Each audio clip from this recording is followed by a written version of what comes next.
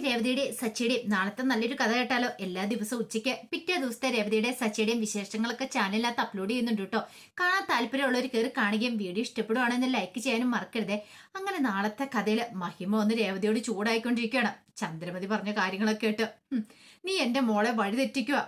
ഒരു കാര്യം ഞാൻ പറഞ്ഞേക്കാം, ഇനി അങ്ങനെ എന്തെങ്കിലും സംഭവിച്ചോണ്ടല്ലോ നിന്നെ ഞാൻ വെറുതെ വിടില്ല എന്നൊക്കെ പറഞ്ഞു. അപ്പോഴേക്കും രേവതി പറഞ്ഞു, ആന്റി കാര്യം അറിയാതില്ലാതെ വെറുതെ സംസാരിക്കരുത്. ഞാൻ ആരെയും വഴിതെറ്റിച്ചിട്ടൊന്നുമില്ല. വേണ്ടേ നീ കൂടുതലൊന്നും പറയണ്ട. എന്റെ മോളുമായിട്ട് നീ കൂട്ടുകൂടിയത് എന്തിനാന്നൊക്കെയുള്ള കാര്യം എനിക്കറിയാം. പൈസ അടിച്ചു മാറ്റാനല്ലേന്ന് ചോദിച്ചു. അത് കേട്ടപ്പോ രേവതിക്ക് സഹിച്ചില്ല. രേവതി പറഞ്ഞതേ അനാവശ്യം പറയരുത് കേട്ടോ എന്ന് പറയണം. ഒന്ന് പൊടിയ അവിടുന്ന്. അന്ന് എന്റെ മോളുടെ കല്യാണത്തിന്റെ അന്ന് നീ അവളുടെ മാല അടിച്ചു മാറ്റിയോളല്ലേ? അത് കേട്ടപ്പോ രേവതിക്ക് വല്ലാതെ വിഷമായി പോയി. അന്ന് എന്തൊക്കെ പ്രശ്നങ്ങളുണ്ടായി എടി. നീ ഇങ്ങനെയൊക്കെ ചെയ്യുന്ന എന്തിനാ വേണ്ടാന്ന് എനിക്കറിയാം. നിന്റെ ഭർത്താവിന് കൊണ്ട പൈസ കൊടുക്കാനല്ലേ?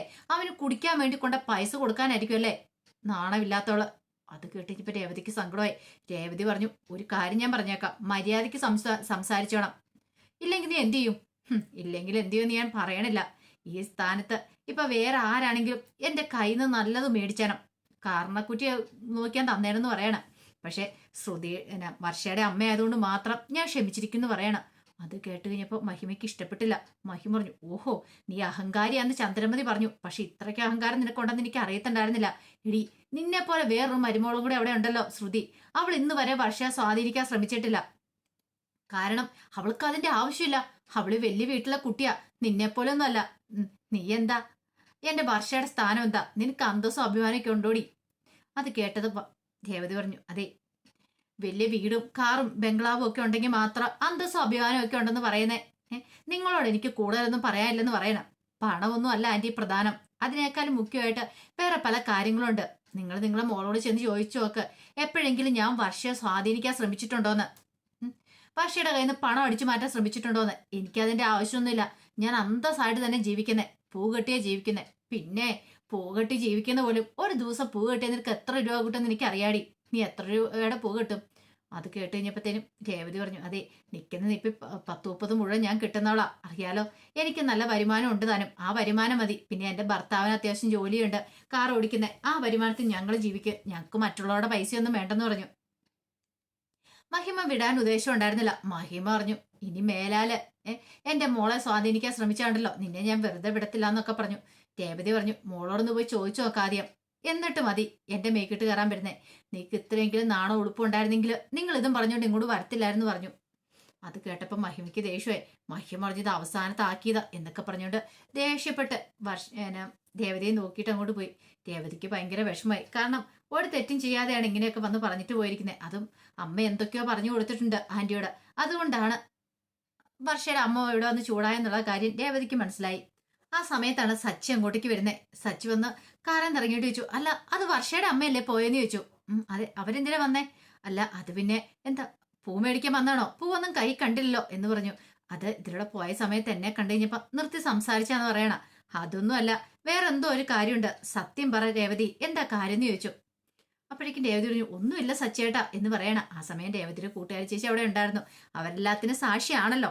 അപ്പോഴേക്കും അവര് പറഞ്ഞു, എന്തിനാ രേവതി നീ മറക്കണേ? നീ ഉള്ള സത്യങ്ങള് സച്ചിയോട് തുറന്നു പറ എന്ന് പറഞ്ഞു. സച്ചി ചോദിച്ചു, എന്താ ചേച്ചി, എന്താ കാര്യം എന്താന്ന് ചോദിക്കുകയാണ്. രേവതി പറഞ്ഞു, ഒന്നുമില്ല സച്ചേട്ടാ, നീ മിണ്ടരുത്, നിന്നോട് ഞാൻ ചോദിച്ചില്ല എന്ന് പറഞ്ഞു. അപ്പോഴേക്കും അവര് പറഞ്ഞു, രേവതിയെ ചീത്ത പറയാനായിട്ട് വന്ന ആ സ്ത്രീ എന്തൊക്കെയാ പറഞ്ഞിട്ട് പോയെന്നറിയോ? രേവതി ആ വർഷ എന്ന് പറയുന്ന പെണ്ണിന്റെ കയ്യിൽ നിന്ന് പൈസയൊക്കെ അടിച്ചു മാറ്റാനായിട്ട് അവളോട് സ്നേഹം ഭാവിച്ചു കൂടെ കൂട്ടിയിരിക്കുവന്ന്. പിന്നെ പൈസയൊക്കെ മേടിച്ച് സച്ചിക്ക് തരുന്നെന്ന് എന്തൊക്കെയോ കുറെ ചീത്തകളൊക്കെ പറഞ്ഞിട്ട് പോയി. അത് കേട്ട് കഴിഞ്ഞപ്പോഴത്തേനും സച്ചി രേവതി വിളിച്ചു, നേരാണ് രേവതി എന്ന് ചോദിച്ചു. രേവതി പറഞ്ഞു, അത് പിന്നെ സച്ചിയേട്ടാ എന്നോട് പറഞ്ഞതിനൊക്കെ ഞാൻ തിരിച്ചും പറഞ്ഞിട്ടുണ്ട്. ഞാൻ നല്ലത് പറഞ്ഞതിനെ വിട്ടിരിക്കണേന്ന് പറഞ്ഞു. അത് കേട്ടത് സച്ചി പറഞ്ഞു, എന്നാലും ഇതങ്ങനെ വെറുതെ വിട്ടിട്ട് കാര്യമില്ല. അപ്പോഴേക്കും രേവതിയുടെ കൂട്ടുകാരി ചേച്ചി പറഞ്ഞു, സച്ചി ഇത് ചോദിക്കണം, ചോദിക്കാതിരിക്കരുത്. ഇത്രമാത്രം വന്ന് നാണം കെടുത്തിട്ട് പോകാനായിട്ട് അവരാരാന്ന് അവരുടെ വിചാരം? കുറച്ച് പൈസ കയ്യിലുണ്ടെന്ന് ഓർത്തോണ്ട് എന്തു ആവാന്ന് അവളുടെ വിചാരം? അപ്പൊ തന്നെ ചോദിക്കണോന്ന് പറഞ്ഞു. രേവതിയോട് സച്ചി കാറിൽ കയറാൻ പറയണം. രേവതി, നീ വേണ്ട സച്ചേട്ടാ, നിന്നോട് കയറാനല്ല പറഞ്ഞ് അങ്ങോട്ട് അനുസരിച്ചാൽ മതി എന്ന് പറഞ്ഞു. ഇതങ്ങനെ വെറുതെ വിട്ടിട്ടുണ്ടാ ശരിയാകത്തില്ല. പിന്നെ നമ്മൾ ആരുടെങ്കിൽ പൈസയൊന്നും വാങ്ങിയിട്ടില്ല, അതിനുവേണ്ടി ആരോടും നമ്മൾ സ്നേഹം കാണിച്ചിട്ടുമില്ല. സച്ചിക്ക് നല്ല ദേഷ്യമായിരുന്നു. ഇത്തിരി സമയം കഴിഞ്ഞു കഴിഞ്ഞപ്പോ ശ്രീകാന്തും വർഷയും കൂടെ അങ്ങോട്ട് വന്നു. അപ്പോഴേക്ക് ചന്ദ്രമതി ചോദിച്ചു, അല്ല ഇതെന്താ നേരത്തേന്ന് ചോദിക്കണം. ആ സമയം വർഷ ചോദിച്ചു, ഇതെന്താ ആന്റി, ഞങ്ങൾ എന്താ വല്ല ഓഫീസിലാണോ ജോലി ചെയ്യുന്നതെന്ന് ചോദിക്കുകയാണ്. അത് കേട്ട് കഴിഞ്ഞപ്പം ചന്ദ്രമതി പറഞ്ഞു, അല്ല മോളെ, അത് പിന്നെ ഞാൻ വെറുതെ ചോദിച്ചെന്നേ ഉള്ളൂ. പിന്നീട് ശ്രീകാന്തിനോട് പറഞ്ഞു, എടാ എനിക്ക് നിന്നോട് കുറച്ച് തനിച്ച് സംസാരിക്കാനുണ്ടെന്ന് പറഞ്ഞു. അത് കേട്ട് കഴിഞ്ഞപ്പോൾ ശ്രീകാന്ത് പറഞ്ഞു, അമ്മയ്ക്ക് എന്ത് വേണമെങ്കിലും പറയാലോ, ഇപ്പൊ പറഞ്ഞോളാം പറയണ, നിന്നോട് പേഴ്സണൽ ആയിട്ട് സംസാരിക്കാനുണ്ടെന്ന് പറഞ്ഞു. ഭാഷ പറഞ്ഞു, ശ്രീകാന്തെ എനിക്ക് തലവേദന, ഞാൻ മുറിയിൽ കാണുന്നു പറഞ്ഞ് മുറിയിലേക്ക് പോയി. അങ്ങനെ ശ്രീകാന്തിനെ അവിടെ പിടിച്ചെടുത്തിട്ട് ചന്ദ്രമതി പറഞ്ഞു, അതെ ഞാൻ ഇന്ന് നിന്റെ അമ്മായിമ്മയെ കണ്ടായിരുന്നു പറയണ. ആര്? മഹിമാൻറ്റീനെയോ? അതെ. എന്തിനാ അമ്മേ, എന്തിനാ കണ്ടേന്ന് ചോദിക്കണം. ചില കാര്യങ്ങളൊക്കെ സംസാരിക്കാനായിട്ട്. എന്ത് കാര്യങ്ങൾ? അല്ല വർഷയുടെ കാര്യങ്ങളൊക്കെ. വർഷയുടെ കാര്യങ്ങളോ? എന്ത്? അല്ല ഇവിടെ നടക്കുന്ന പല പ്രശ്നങ്ങളെ കുറിച്ചൊക്കെ അറിയാലോ. എല്ലാത്തിനും പിന്നെ രേവതിയാണ്. അപ്പൊ ചില കാര്യങ്ങളൊക്കെ ഞാൻ അവരോട് പറഞ്ഞു കൊടുത്തിട്ടുണ്ടെന്ന് പറയണ. ഇത് കേട്ട് കഴിഞ്ഞപ്പം ശ്രീകാന്ത് ചോദിച്ചു, അമ്മ എന്ത് പരിപാടി അമ്മ കാണിച്ചേ? രേവതിയായിട്ട് തേനെ എന്ത് തെറ്റിയെന്നാ? പിന്നെ അവളൊരു തെറ്റും ചെയ്തിട്ടില്ല. ഈ വർഷേനെ ഈ ചൂട് പിടിപ്പിച്ചുവിടുന്ന ആരാന്നറിയാവോ? അത് രേവതിയാന്ന് പറഞ്ഞു. അത് കേട്ടതും ശ്രീകാന്ത് പറഞ്ഞു, ഇതേ അമ്മ വെറുതെ അനാവശ്യം പറയരുത് കേട്ടോ എന്ന് പറയണം. അപ്പോഴേക്കുമാണ് സച്ചിൻ രേവതി അങ്ങോട്ട് കയറി വരുന്നത്. സച്ചി വന്നതേ പറഞ്ഞു, എടാ നിന്റെ ഭാര്യ എവിടെയെന്ന് ചോദിച്ചു. അപ്പോഴേക്ക് ശ്രീകാന്ത് ചോദിച്ചു, എന്തിനാ സച്ചിയേട്ടാ അവളോട് 4 വാക്ക് ചോദിച്ചിട്ടുള്ളൂ, ഇതങ്ങനെ വെറുതെ വിട്ടിട്ട് കാര്യമില്ല. ആ സമയത്ത് ശ്രീകാന്ത് ചോദിച്ചു, എന്താ സച്ചിയുടെ കാര്യം എന്താ? ഞാൻ അവളോട് കാര്യങ്ങൾ ചോദിക്കട്ടെ എന്ന് പറഞ്ഞിട്ട് മുറിയിലേക്ക് കയറിപ്പോയി. അപ്പോഴേക്കും രേവതി ശ്രീകാന്തും പിന്നാലെ പോവാണ്. ചന്ദ്രമതിക്ക് സന്തോഷമായി. നല്ല ഒരു വഴക്ക് നടക്കുമെന്ന്. ഇതിന് വേണ്ടിയിട്ടാണ് തന്നെയാണല്ലോ ഈ കാര്യങ്ങളൊക്കെ ചെയ്ത് കൂട്ടി വെച്ചേ. പിന്നീട് മുറിയിലേക്ക് കയറി ചെന്ന ഉടനെ വർഷയോട് സച്ചി ചോദിച്ചു, നീ ആരാണ് നിന്റെ ഭാവം? നിന്റെ അമ്മയ്ക്ക് എന്താ രേവതിനെ വഴക്ക് പറയേണ്ട അവകാശം എന്നൊക്കെ ചോദിച്ച് ദേഷ്യപ്പെടുവാണ്. അപ്പോഴേക്കും വർഷ പറഞ്ഞു, എന്താ സച്ചിയുടെ കാര്യം? കാര്യം നിനക്ക് അറിയത്തില്ലല്ലേ?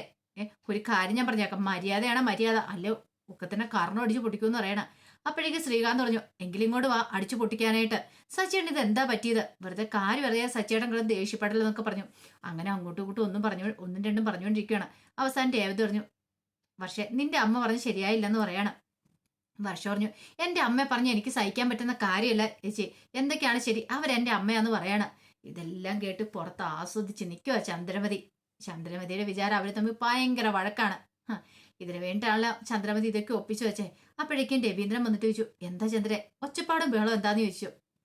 അത് ശ്രീകാന്ത സച്ചി വർഷം രേവതിയും തമ്മിലുള്ള വഴക്കാണ്. കാരണം അവള് തന്നെ രേവതി, അവളല്ലാതെ പിന്നെ വഴക്കുണ്ടാക്കുമെന്നൊക്കെ ചോദിക്കുകയാണ്. ഇത്തിരി കഴിഞ്ഞപ്പോഴത്തേനും രേവതി സച്ചിയും കൂടെ വർഷയുടെയൊക്കെ മുറിയിൽ നിന്ന് പുറത്തേക്ക് ഇറങ്ങി വരുക. ചന്ദ്രമതിക്ക് ഭയങ്കര സന്തോഷമായ ആ കാഴ്ച കണ്ടു കഴിഞ്ഞപ്പം അതേസമയം രവീന്ദ്രൻ ചോദിച്ചു, എന്താടാ സച്ചി മുറിയിൽ നിന്ന് ഒച്ചപ്പാടും ബഹളമൊക്കെ കേട്ടെ? എന്റെ അച്ഛ എത്രയെന്ന് വെച്ചാൽ സഹിച്ചു ക്ഷമിച്ചു മുന്നോട്ട് പോന്നേ. വർഷയുടെ അമ്മ വന്ന് രേവതിയെ കുറെ കുറ്റം പറഞ്ഞിരിക്കുന്നു. രേവതി കാരണമാണ് ഈ വീട്ടിൽ പ്രശ്നങ്ങളൊക്കെ ഉണ്ടാകുന്നത്. വർഷയെ സ്വാധീനിച്ച് കൈ വെച്ചിരിക്കുവെന്ന് കേൾക്കുന്നതിന് എല്ലാത്തിനും ഒരു പരിധിയില്ലേ എന്നൊക്കെ പറഞ്ഞുകൊണ്ട് സച്ചി കുറെ ദേഷ്യപ്പെട്ടു. ചന്ദ്രമതിക്ക് ഭയങ്കര സന്തോഷമായി. ചന്ദ്രമതി പറഞ്ഞു, നിന്റെ ഭാര്യയുടെ കഴിരിപ്പോണ്ട എങ്ങനെയൊക്കെ സംഭവിച്ചേ? അത് കേട്ടപ്പോ സച്ചി പറഞ്ഞു, ദേ അമ്മയൊന്നും ഞാൻ നോക്കത്തില്ല, എന്റെ വായിരിക്കുന്ന വല്ലതും കേൾക്കൂന്ന് പറയണ. ദേഷ്യപ്പെട്ട് അങ്ങോട്ട് കയറിപ്പോയി. അപ്പോഴേക്കും രേവതിയോട് ചന്ദ്രമതി പറഞ്ഞു, എടി എല്ലാത്തിനും കാരണം നീയല്ലേ, നീ കാരണമല്ലേ ഈ പ്രശ്നങ്ങളൊക്കെ ഉണ്ടായിരിക്കുന്നേ, നീ ഒറ്റ ഒരുത്തി എവിടെ ഈ പ്രശ്നങ്ങളൊക്കെ ഉണ്ടാക്കുന്നേ? രേവതി പറഞ്ഞു, അല്ലേ തന്നെ എനിക്ക് ആ പടം ഭ്രാന്ത് പിടിച്ചിരിക്കുവാമേ. ഒരു കാര്യം ഞാൻ പറഞ്ഞേക്കാം, വെറുതെ എന്റെ തലയിലേക്ക് കയറാൻ വന്നാണ്ടല്ലോ, വരുന്നവർക്കും പോകുന്നവർക്കും കയറി ചൊറിയാനുള്ളതല്ല എന്നൊക്കെ പറഞ്ഞോണ്ട് രേവതി കുറെ അങ്ങ് ദേഷ്യപ്പെട്ടു. അത് കേട്ട് കഴിഞ്ഞപ്പോ ചന്ദ്രമതി, നീ എന്തിനാടി ദേഷ്യപ്പെടുന്നതെന്ന് ചോദിക്കുക. അപ്പോഴേക്കും മുറിയിന്ന് വർഷ ഇറങ്ങി വന്നു. വർഷ ഇറങ്ങി വന്നിട്ട് പറഞ്ഞു, ചേച്ചി ആരെക്കുറിച്ചാ പറഞ്ഞതെന്ന് എനിക്ക് മനസ്സിലായി, എന്നെ കുറിച്ചാ പറഞ്ഞതെന്ന് എനിക്കറിയാം. ഇതൊരു കാര്യം ഞാൻ പറഞ്ഞേക്കാം, എന്റെ അടുത്തേക്ക് ഇമ്മാതിരി പരിപാടിയായിട്ട് വന്നേക്കല്ലെന്ന് പറഞ്ഞു. അപ്പോഴേക്കും രേവതി പറഞ്ഞു, ദേ വർഷേ നിന്നോട് ഞാൻ പറഞ്ഞില്ല എന്നോട് മിണ്ടാൻ വരണ്ടെന്ന്, നീ എന്നോട് മിണ്ടാൻ വരണ്ട, നിന്നോട് ഞാനും മിണ്ടാൻ വരുന്നില്ല. വർഷ പറഞ്ഞു, അത് മതിയെന്ന് പറയാണ്. രേവതി അങ്ങോട്ട് പോകുന്ന സമയത്ത് ചന്ദ്രമതി വർഷയോട് പറഞ്ഞു, മോളെ ഇപ്പം മനസ്സിലായില്ലേ അവളുടെ സ്വഭാവം എന്താന്ന്? അവൾ ഇങ്ങനെയാ, അവള് പഠിച്ച കള്ളിയാ.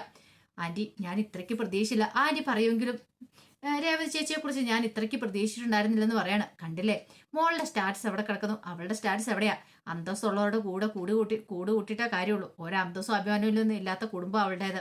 ഇപ്പം മോൾക്ക് കാര്യങ്ങൾ മനസ്സിലായല്ലോ. എല്ലാം നല്ലതിന് വേണ്ടിയിട്ട് കൂട്ടിയിട്ടെന്ന്, എല്ലാം നല്ലതിന് വേണ്ടിയിട്ട് എന്ന് കരുതിയാൽ മതി എന്ന് പറഞ്ഞു. അപ്പോഴേക്കും വർഷ പറഞ്ഞു, അത് ശരിയാന്ന് പറയണ. ആ സമയം രേവതി അങ്ങോട്ട് വന്നു. ചന്ദ്രമതി പറഞ്ഞു, എന്റെ മോളെ ഇവളോടൊന്നും കൂട്ടുകൂടാൻ പോകണ്ടെന്ന് പറയണം. അപ്പോഴേക്കും രേവതി പറഞ്ഞു, എനിക്ക് ഞാൻ ആരോടും കൂട്ടണമെന്ന് ഒരു നിർബന്ധമില്ല, ഞാൻ അപ്പോഴേ പറഞ്ഞ കാര്യമല്ലേ. വർഷ പറഞ്ഞു, ഇതേ രേവതി എടുത്തി ഇനി എന്നോട് വെറുതെ മിണ്ടിക്കൊണ്ട് പറഞ്ഞേക്കല്ല, പറഞ്ഞു കേട്ടല്ലോ, എനിക്ക് നിങ്ങളോട് മിണ്ടാൻ താല്പര്യമില്ലെന്ന് പറഞ്ഞു. രേവതി പറഞ്ഞു, എനിക്ക് നിന്നോടും മിണ്ടാൻ താല്പര്യമില്ല, മേലാല് ഇതേ അതൊന്നും പറഞ്ഞ് എന്റെ അടുത്തേക്ക് വന്നേക്കരുത്. അത് കേട്ട് കഴിഞ്ഞപ്പോഴത്തേനും വർഷ പറഞ്ഞു, നിങ്ങൾ എനിക്ക് വെച്ചുണ്ടാക്കി തരണ്ട, എനിക്കറിയാം ഉണ്ടാക്കി കഴിക്കാനായിട്ട്, അല്ല ഞാൻ പുറത്തുനിന്ന് കഴിച്ചോളാന്ന് പറഞ്ഞു. രേവതി പറഞ്ഞു, ആയിക്കോട്ടെ എനിക്ക് അതിനകത്ത് ഒരു പ്രശ്നമില്ലെന്ന് രേവതിയും പറഞ്ഞിട്ട് അങ്ങോട്ട് കയറിപ്പോയി.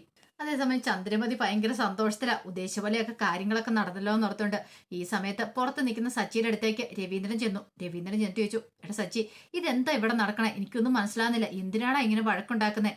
നേരത്തെ ആണെങ്കിൽ നീയായിരുന്നു ഇവിടെ കിടന്ന് പ്രശ്നങ്ങൾ ഉണ്ടാക്കുന്നത്. ഇപ്പൊ ആണ്ട് രേവതിയും തുടങ്ങിയിട്ടുണ്ട്. അങ്ങോട്ടും ഇങ്ങോട്ടും ഒന്നും രണ്ടും പറഞ്ഞ് എന്തൊക്കെ പ്രശ്നങ്ങളാണ് ഉണ്ടാക്കിക്കൊണ്ടിരിക്കുന്നത്.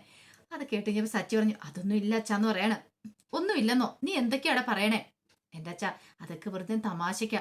തമാശയ്ക്കോ? ദേ മിണ്ടാതെ പൊക്കോണം, എന്റെ കയ്യിൽ നല്ലത് മേടിച്ചു കേട്ടു കിട്ടാന്നൊക്കെ പറഞ്ഞു. അത് കേട്ടപ്പോൾ സച്ചി പറഞ്ഞു, അച്ഛൻ വിഷമിക്കൊന്നും വേണ്ട എന്ന് പറഞ്ഞു. രവീന്ദ്രൻ പറഞ്ഞു, എടാ വിഷമിക്കേണ്ടെന്നോ? മക്കൾ തമ്മിൽ ഇങ്ങനെ കൂടുന്ന സമയത്ത് ഏതൊരു അച്ഛനാടാ സന്തോഷത്തോടെ ഇരിക്കാൻ പറ്റുന്നേ? അതൊരു ഡ്രാമയാന്ന് പറയണ. ഡ്രാമയോ? എന്ത് ഡ്രാമ? അതിനെക്കുറിച്ച് ഞാൻ പറയാന്ന് പറയാണ്. അതെ, മഹിമാന്റെ ഉണ്ടല്ലോ, വർഷയുടെ അമ്മ, ആ വന്ന് രേവതിയോട് കുറച്ച് കാര്യങ്ങളൊക്കെ പറഞ്ഞു. പിന്നീട് ആ കാര്യങ്ങളൊക്കെ പറയണം. രേവതിക്ക് അതെല്ലാം കേട്ട് കഴിഞ്ഞപ്പോഴത്തേനും വിഷമമായി. പിന്നീട് ഞാൻ രേവതിയും കൂട്ടിക്കൊണ്ട് പോയെന്ന് പറയണ. എങ്ങോട്ട്? അതിനെക്കുറിച്ചൊക്കെ പറയാന്ന് പറഞ്ഞു. അങ്ങനെ രേവതി സച്ചിയും കൂടെ കാറിൽ പോവാണ്. പോകുന്ന സമയത്ത് സച്ചിയോട് രേവതി ചോദിച്ചു, അല്ല സച്ചിയേട്ടാ, നമ്മൾ എങ്ങോട്ടാ പോണേന്ന് ചോദിച്ചു. വർഷയുടെ വീട്ടിലേക്ക്. അതിന് അങ്ങോട്ട് പോന്നേ? വർഷയുടെ അച്ഛനും അമ്മയൊന്ന് കാണണം, നാളെ പറയണം, നീ കാരണമാണ് ഈ പ്രശ്നങ്ങളൊക്കെ ഉണ്ടാകുന്നതെന്ന്. ഒന്ന് അറിഞ്ഞിട്ട് തന്നെ കാര്യം. സച്ചിയേട്ടാ, അങ്ങനെ പോയിട്ട് അതുകൊണ്ട് എന്ത് പ്രയോജനം ഇരിക്കുന്നേ? ഓഹോ, ഒരു പ്രയോജനം ഇല്ലെന്നാണോ നീ പറയണേ? അതെ, ഈ പ്രശ്നത്തിനെല്ലാം കാരണം അമ്മയല്ലേ എന്ന് ചോദിക്കണം. അമ്മയോ? അതെ, അമ്മയല്ലേ അങ്ങനെയൊക്കെ പോയി പറഞ്ഞു കൊടുത്തേ. അമ്മയുടെ ഉദ്ദേശം വേറെയാണ്. കാരണം അമ്മയുടെ ഉദ്ദേശം എന്ന് പറഞ്ഞാൽ അമ്മയ്ക്കറിയാം ഞാനും വർഷയും തമ്മിൽ നല്ല അടുപ്പത്തിലാന്ന്. ഞങ്ങളുടെ തമ്മിൽ വഴക്കുണ്ടാക്കിക്കാൻ വേണ്ടിയിട്ടാ. കാരണം കുറെ കുറ്റങ്ങൾ എന്റെ പോയി പറഞ്ഞു കൊടുക്കുവാണെങ്കിൽ ഈ പറയുന്ന മഹിമാൻറ്റി വന്ന് വർഷയോട് പറയും. അപ്പം വർഷയും ഞാനും തമ്മിൽ അടി ഉണ്ടാക്കണം. അപ്പൊ അതിന് വേണ്ടിയിട്ടുള്ള തയ്യാറെടുപ്പ് അമ്മ നടത്തിയെന്ന് പറയാണ്. ഈ സമയം സച്ചി വെച്ചാൽ അതിനിപ്പോ എന്ത് ചെയ്യാൻ പറ്റൂ? എന്ത് ചെയ്യാൻ പറ്റൂന്നോ? നമ്മളൊരു ഡ്രാമ കളിക്കണമെന്ന് പറയാം ഇവിടെ. ഡ്രാമയോ? അതെ, ഞാനും വർഷയും തമ്മിൽ അടിയാന്ന് അറിഞ്ഞു കഴിയുവാണെങ്കിൽ അമ്മയ്ക്ക് ഭയങ്കര സന്തോഷമായിരിക്കും. ഒരു കാര്യം ചെയ്യാം, ഞാൻ ഇപ്പൊ തന്നെ വർഷയോട് വിളിച്ച് പറയാന്ന് പറയണം. ഇപ്പൊ സച്ചിയുടെ അങ്ങോട്ടേക്ക് പോകേണ്ട കാര്യമൊന്നുമില്ലാന്ന് പറഞ്ഞു. അങ്ങനെ വർഷയെ വിളിച്ച് കാര്യങ്ങൾ പറഞ്ഞു. ഈ സമയത്ത് രവീന്ദ്രൻ ചോദിച്ചു, സത്യമാണോടെന്ന് ചോദിച്ചു. അതേന്നേ, കാരണം ഈ വീട്ടില് എന്നോടുള്ള അടുപ്പം കഴിഞ്ഞിട്ടുണ്ടെങ്കിൽ പിന്നെ വർഷയുമായിട്ട് ഏറ്റവും കൂടുതൽ രേവതി അടുത്തിടപഴകുന്നേ. അത് കണ്ടിട്ട് അമ്മയ്ക്ക് സഹിക്കുന്നില്ല. അതുകൊണ്ട് അമ്മ ഇങ്ങനത്തെ ഒരു പരിപാടി കാണിച്ചെന്ന് പറയാണ്. അത് കേട്ടപ്പോൾ രവീന്ദ്രന്റെ സന്തോഷമായി.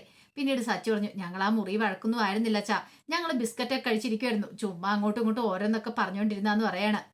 അത് കേട്ടപ്പോൾ രവീന്ദ്രൻ പറഞ്ഞു, ഇപ്പോഴും ഒരു സമാധാനമായെന്ന് പറയണം. അങ്ങനെ നല്ല ചന്ദ്രമതിക്ക് നല്ല ഇടിവെട്ട് പണിയാണ് രേവതിയും വർഷ, സച്ചി, ശ്രീകാന്ത് എല്ലാവരും ചേർന്ന് കൊടുക്കുന്നത്. അപ്പൊ അതിന്റെ വിശേഷങ്ങളൊക്കെ നാളെ കാണുന്നത്. ആ വിശേഷങ്ങൾക്കായി നമുക്ക് എല്ലാവർക്കും കാത്തിരിക്കാം കേട്ടോ.